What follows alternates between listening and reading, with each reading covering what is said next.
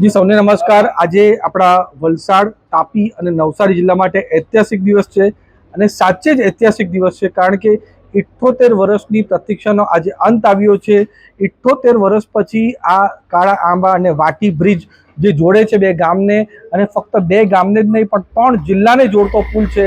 નવસારી, તાપી અને સાથે સાથે આપણા ડાંગ જિલ્લાને પણ જોડતો આ પુલ છે, એનું આજે અમે ખાતમુહૂર્ત કર્યું છે। તો સૌથી પહેલા તો આના માટે આપણા પ્રધાનમંત્રી મોદી સાહેબ અને આપણા ગુજરાત રાજ્યના મુખ્યમંત્રી ભૂપેન્દ્ર પટેલ સાહેબને ખૂબ ખૂબ દિલથી ધન્યવાદ કહેવા માંગુ છું કે જ્યારે આ વાત લઈને અમે ભૂપેન્દ્ર પટેલ સાહેબને પાસે ગયા અને એમને સમજાવ્યું કે આ બ્રિજ કેમ જરૂરી છે, એમણે તરત જ આ મંજૂર કરી દીધું અને એમ પણ કીધું કે આવનાર દિવસમાં પણ આ વિસ્તારના વિકાસ માટે જે કામ રાજ્ય સરકારમાંથી જોઈએ તે કામ આપણા ભૂપેન્દ્ર પટેલ સાહેબ રેડી છે, એમની પૂરી સરકાર રેડી છે।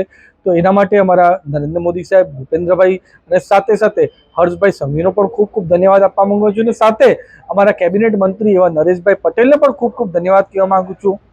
સાથે અમારા ડાંગના ધારાસભ્ય વિજયભાઈ અને અમારા ધરમપુરના લોકલાડીના ધારાસભ્ય અરવિંદભાઈને પણ ખૂબ ખૂબ દિલથી ધન્યવાદ કહેવા માંગુ છું કે બધાનો સહિયારો પ્રયાસ હતો ત્યારે આ બ્રિજ મંજૂર થયો છે।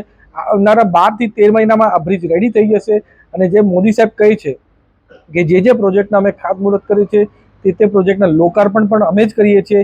એ રીતે આવનારા દિવસોમાં અમે આ બ્રિજનું લોકાર્પણ પણ કરશું, અને આવનાર દિવસમાં લોકોને કઈ રીતના સારું જીવન બની શકે એના માટે પૂરો પ્રયત્ન અમારી રાજ્ય સરકાર અને કેન્દ્ર સરકાર મળીને કરશે। હું ડૉક્ટર લોચન શાસ્ત્રી, ભારતીય જનતા પાર્ટી નવસારી મહામંત્રી।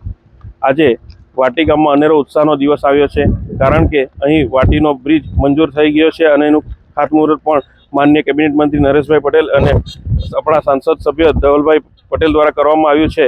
આ વાટી બ્રિજ મંજૂર થવાથી હવે આ છેવાડાનું વાંસદાનું ગામ વાટી વાંસદા જોડે સીધું કનેક્ટ થઈ જશે અને 24/7 365 દિવસ જોડાયેલું રહેશે, કારણ કે આ ચોમાસા દરમિયાન 4 મહિના આ ગામ વિખૂટું થઈ જતું હતું। એના કારણે અહીં મેડિકલ ઇમરજન્સી હોય કે કોઈ પણ બીજા કારણોસર એણે તાલુકાના મુખ્ય મથક વડે જોડાવા માટે 30 કિલોમીટર જેટલો લાંબો ચકરાવો પડતો હતો। સાથે જ અહીંના લોકોને જે સસ્તાની જે દુકાન હતી તે કાળા આંબામાં હતી, એ લેવા માટે પણ 30 દૂના 60 કિલોમીટર જેટલો ચકરાવો મારવો પડતો હતો।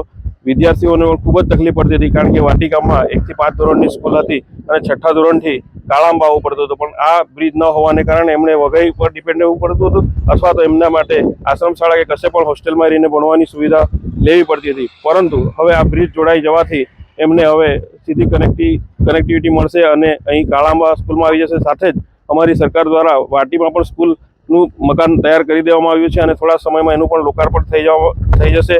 એટલે આ ગામની હવે સુખાકારી માટે દિવસ સુધરી ગયા છે। આવનારા 15 મહિનામાં આ બ્રિજ તૈયાર થઈ જશે અને એનું લોકાર્પણ પણ થશે। એટલા માટે ગામમાં એક ખૂબ ઉત્સાહનો માહોલ છે। સાથે જ હું કહેવા માંગુ છું કે અમારા ધારાસભ્ય હંમેશા આવા કોઈ પણ વિકાસના કામો હોય તો એમના 10-15 વર્ષ જૂના, કોઈ પણ 10-1 વર્ષ જૂના કોઈ પણ લેટર લઈને આવી જશે અને બતાવશે કે અમે મુખ્યમંત્રીને કે વિધાનસભામાં રજૂઆત કરી હતી એટલે આ બ્રિજ આવ્યો છે, પણ એવું કંઈ નથી હોતું। અમારા કેબિનેટ મંત્રી નરેશભાઈ, અમારા સાંસદ ધવલભાઈ, સાથે જ અમારા જિલ્લા અધ્યક્ષ ભૂરાભાઈ શાહ દ્વારા વારંવાર રજૂઆત કરવામાં આવી હતી, એના કારણે આ બ્રિજ મંજૂર થયો છે। તો લોકો અફવાઓથી ભરમાવશો નહીં અને હંમેશા અમારી ભારતીય જનતા પાર્ટી સાથે જોડાયેલા રહેવા વિનંતી।